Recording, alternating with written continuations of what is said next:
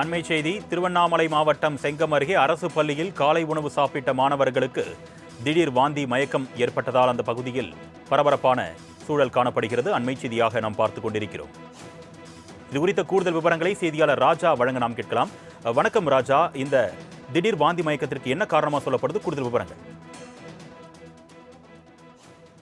வணக்கம் அருணேஷ். திருவண்ணாமலை மாவட்டம் செங்கம் அடுத்த கட்டமடுவு ஊராட்சிக்குட்பட்ட அயோத்திப்பட்டினம் கிராமத்தில் ஊராட்சி ஒன்றிய நடுநிலைப்பள்ளி செயல்பட்டு வருகிறது.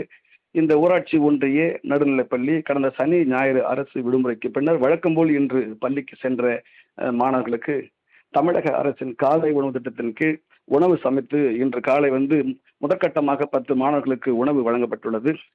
முதற்கட்டமாக உணவு சாப்பிட்ட 10 மாணவர்களுக்கு திடீரென உடல்நலை குறைபாடு ஏற்பட்டு வாந்தி மயக்கம் பேதி ஏற்பட்டுள்ளது. இந்த சம்பவத்தை அறிந்த இந்த காலை உணவு திட்டத்தின் கீழ் பணிபுரியும் பெண் பணியாளர் தனியார் வாகனத்தில் அழைத்துக் கொண்டு அருகில் உள்ள மேல்பள்ளிப்பட்டு வட்டார மருத்துவமனையில் அனுமதித்து சிகிச்சைக்காக கொண்டு வந்துள்ளார். இதனைத் தொடர்ந்து வட்டார மருத்துவ அலுவலர் சிலம்பரசன் தலைமையிலான மருத்துவ பணியாளர்கள் 10 மாணவர்களை பரிசோதனை செய்து அவர்களுக்கு சிகிச்சை அளித்து வருகின்றனர். சம்பவம் அறிந்த சட்டமன்ற உறுப்பினர் வேலு கைபேசியில் தொடர்பு கொண்டு வட்டார மருத்துவரிடம் நலம் விசாரித்துள்ளார்.